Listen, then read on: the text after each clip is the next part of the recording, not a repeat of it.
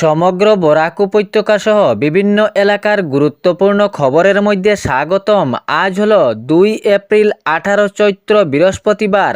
আজকের প্রথম খবরটি হলো নির্বাচনী প্রচারে বিজেপি তো বটে, এআইইউডিএফকেও ছাড় দেননি প্রদেশ কংগ্রেসের সভাপতি গৌরব গগৈ। অসমের মুখ্যমন্ত্রী ডক্টর হিমন্ত বিশ্ব শর্মা এবং আজমলকে মামা ও চাচা দিয়ে আখ্যা দিলেন প্রদেশ কংগ্রেস সভাপতি গৌরব গগৈ। অসম গণ পরিষদকেও এক হাত নেননি তিনি।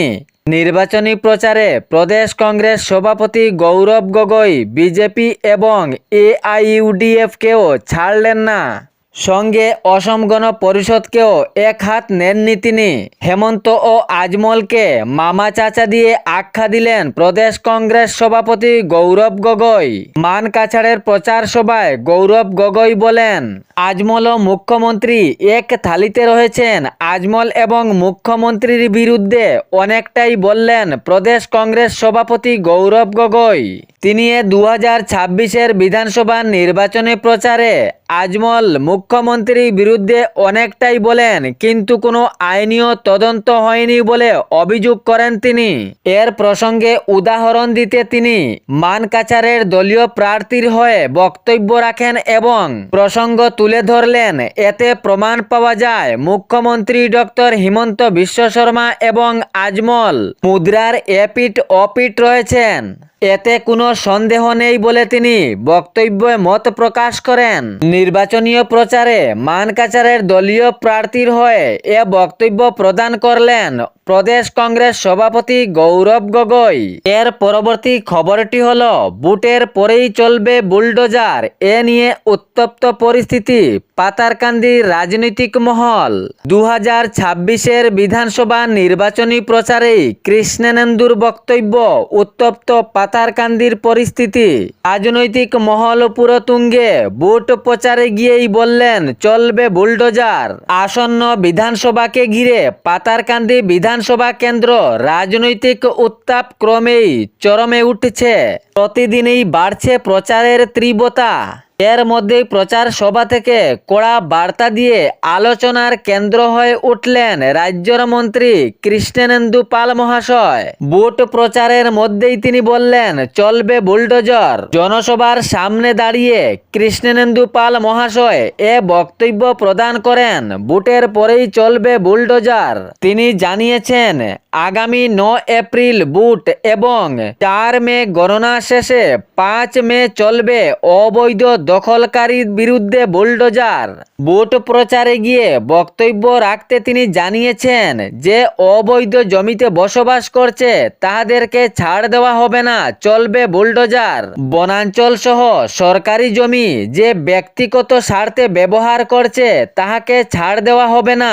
তিনি উনার বক্তব্যের মাধ্যমে স্পষ্ট জানান, যদি এসব বনাঞ্চল ব্যক্তিগত স্বার্থে যদি ছাড় দেওয়া হয় তাহলে সুরক্ষিত থাকবে না। বনাঞ্চল সহজভাবে রাখা চলবে না, সরকারি জমিও রাখা চলবে না। যাহারা অবৈধভাবে বসবাস করছেন তাহাদের বিরুদ্ধে বুলডোজার চলবে। বুটের পরেই তিনি স্পষ্ট বার্তা দিলেন।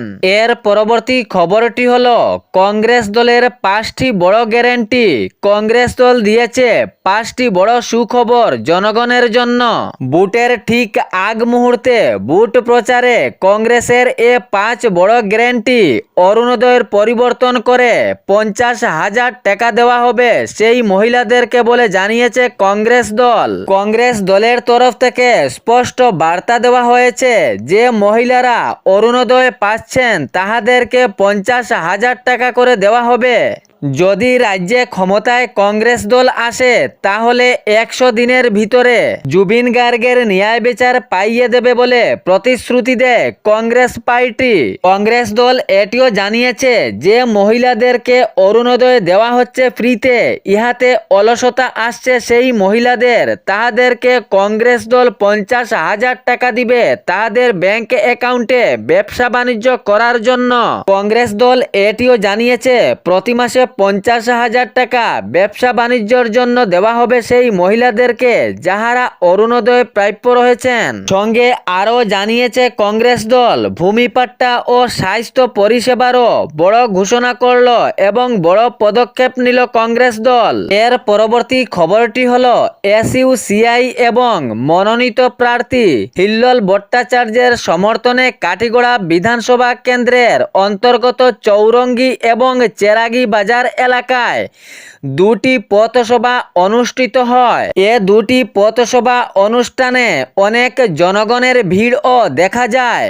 এই উভয় সভায় বক্তব্য রাখতে দলের কাছাড় জেলা কমিটির সদস্য অধ্যাপক অজয় রায় এবং হাইলাকান্দি জেলা কমিটির সদস্য আফজল হোসেন মজুমদার স্পষ্ট বলেন, বর্তমান নির্বাচনকে শুধু বিজেপি তথা ভারতীয় জনতা পার্টি নেতৃত্বাধীন এনডিএ এবং কংগ্রেস নেতৃত্বাধীন ইন্ডিয়া জোটের লড়াই হিসেবে তুলে ধরেছে, কিন্তু বাস্তব জনতার সংশ্লিষ্ট মূল প্রসঙ্গ ও প্রশ্নগুলি কৌশলে এড়িয়ে চলে যাচ্ছে।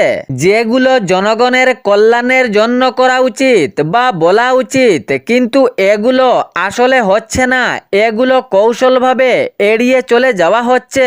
এ নিয়ে অনেক অভিযোগ করেন শিক্ষা, স্বাস্থ্য, বিদ্যুৎ পরিষেবার উন্নয়ন সহ সাধারণ মানুষের অর্থনৈতিক মুক্তি নিয়ে উভয় জোটেরই কোনো স্বচ্ছ দিশা নেই বলে স্পষ্ট বার্তা দেন। ওনাদের বক্তব্যের মাধ্যমে স্পষ্ট বার্তা দেন প্রকৃত সমস্যার সমাধান এড়িয়ে চলে যাচ্ছে, যাহা জনগণের স্বার্থে করা উচিত, যেমন শিক্ষা, স্বাস্থ্য, বিদ্যুৎ পরিষেবার উন্নয়ন এবং সাধারণ মানুষের অর্থনৈতিক মুক্তি নিয়ে উভয় জোটেই কোনো স্বচ্ছ দিশা দেখা যাচ্ছে না।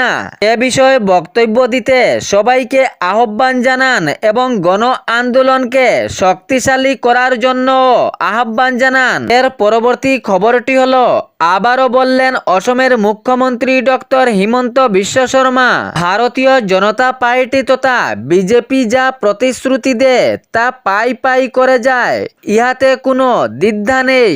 রাজ্যে আবার ভারতীয় জনতা পার্টি আসলে অর্থাৎ বিজেপি সরকার করলে আবারও দেওয়া হবে সরকারি প্রকল্প সহ সরকারি চাকরি, স্পষ্ট বক্তব্য করলেন হেমন্ত সরকার। তিনি উনার বক্তব্যের মাধ্যমে জানিয়েছেন, যেভাবে পূর্বে সবাইকে সমানভাবে দেওয়া হয়েছে, এবারও রাজ্যে বিজেপি সরকার আসলে সেইভাবেই দেওয়া হবে।